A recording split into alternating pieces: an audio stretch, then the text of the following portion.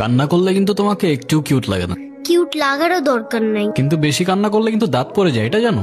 এই একটা তো মনে হচ্ছে পড়েও গেছে। 1 2 3 কই না তো, দাঁত পড়ে নাই। যাক, বেঁচে গেছো। তো এখন বলো কি হয়েছে?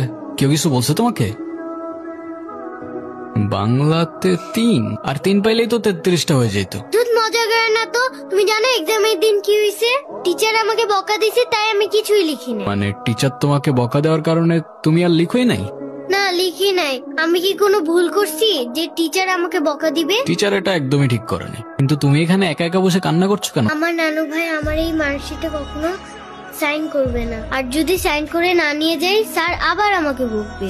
আচ্ছা, তুমি আমাকে একটা হেল্প করতে পারবে? কি হেল্প বলো তো? তুমি আমার মার্কশিটে একটু সাইন করে দিতে পারবে?